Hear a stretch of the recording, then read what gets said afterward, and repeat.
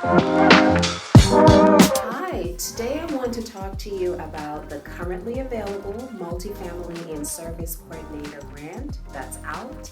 The grant due date is March the 14th, and this grant provides grant funding for multifamily owners who has a property such as a Section 202 direct loan, Section 221D3, or project-based Section 8. The population to be served are senior citizens that are at least 62 years old and older, or non-senior citizens under the age of 62 years old, but they are disabled. So today I want to talk to you about how much you can actually request in your grant application. So HUD does not have a minimum or maximum, fortunately, for this grant, but they do want you to request reasonable expenses for the grant, and they're only allocating $40 million, or the federal government has only allocated $40 million for this grant program.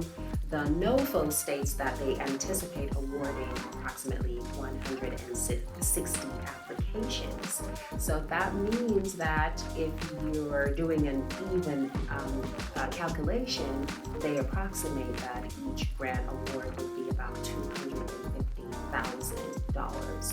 But I'm sure that varies because of the varying expenses that you can request funding for. So one of the first things you can request funding for is a service coordinator to help the residents. Remember, the residents are elderly or non-elderly but disabled. So these service coordinators will provide case management, referrals to support community partners to provide supportive services that these residents will need, and also to coordinate all these things for the residents. So this service coordinator program is extremely necessary for this population type. So what you can request in your grant budget is the salary for the service coordinator. So you can request funding for up to 3 years for your service coordinator. You can also request funding for a service coordinator aide to assist the service coordinator. I can imagine that with this population type, an aide would be able to take that edge off for the full-time service coordinator that you hire. This grant also provides funding for fringe benefits for the service coordinator, which is really good. So just calculate your fringe benefit at the rate that your existing staff is paid, what rate that you pay your existing staff. That's the same rate that you would pay the salary for the service coordinator and the service coordinator aide. This grant also provides funding for training. So they will provide training. You need to provide 36 hours of training for a new service coordinator, and 12 in the first year, and 12 hours of training for the service coordinator in the second year and the third year. If you currently have a program and you're just requesting funding to expand your program, then you would request 12 hours of training in the first year, 12 hours in the second year, 12 hours in the third year. This grant also provides funding for travel expenses, but they're only providing travel expenses for two things. One, traveling to training, or traveling if this development has a scattered site. So sometimes developments will have scattered sites where they'll have one location in this part of the town and another location in another part of the town, or another part of the city, or another part of the county. And if this service coordinator has to travel over miles, then this grant can pay for mileage or Uber or any type of transportation costs. So remember not to request travel for anything outside of traveling to training and traveling to multiple work sites. This grant will also pay for supplies and materials, like office supplies, office furniture, those types of things. This grant will also pay for startup costs. And so this grant, I've always liked this grant for this feature. This grant provides for you to create office space. So if you have space, but it's not a confidential office space that the service coordinator can meet with the residents to talk about their issues in a private and confidential environment, you can convert a space to make it into private office space. You can also rent space, lease space, you can buy space, you can build space, you can rehabilitate space, you can convert space. So they're very flexible in how you create this private office space for the service coordinator to meet with the residents. HUD says that you can request up to $105,000 to create this space. And so what you would need to do is to, if you already have the space, to submit a floor plan to show HUD that you have this space.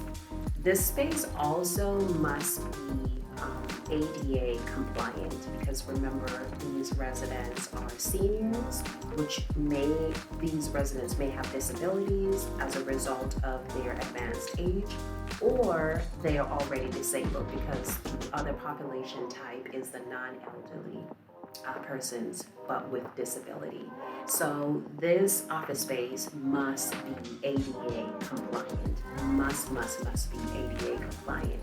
So if you already have space, provide a floor plan that evidence to HUD that you already have space. But if you need to request funding, which you can request up to $105,000 for the space, to create space, then you need to provide a construction plan. If you're doing renting, renovating, converting, building, buying, leasing, you show your plan, and you also show an estimate of how much it's going to cost for you to create that space.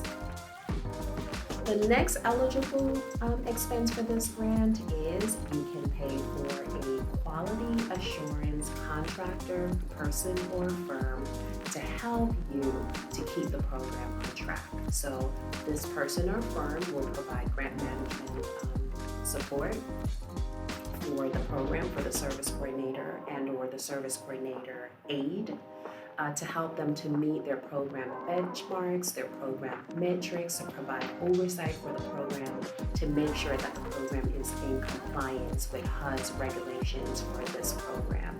So HUD says that you cannot exceed 10% of the personnel line item to compensate the quality assurance company or contractor, which is really, really good. That's really, really good. You also have other direct costs like utilities and phone, software, and those things. And you also have a 10% indirect cost.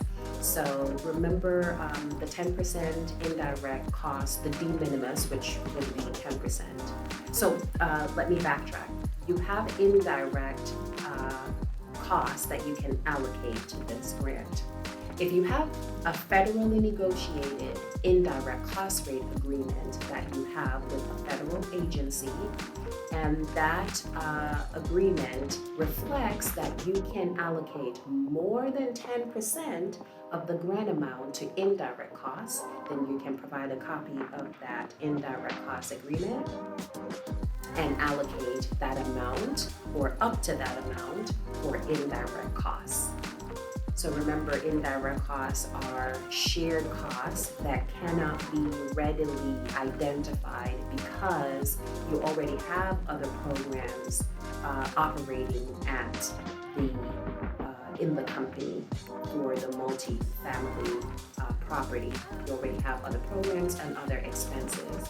So bringing in this program, which is an expense to operate this program, some costs are shared. The building, the utilities, the staff that are already there that will have to take on additional labor burden for you just to operate this new program.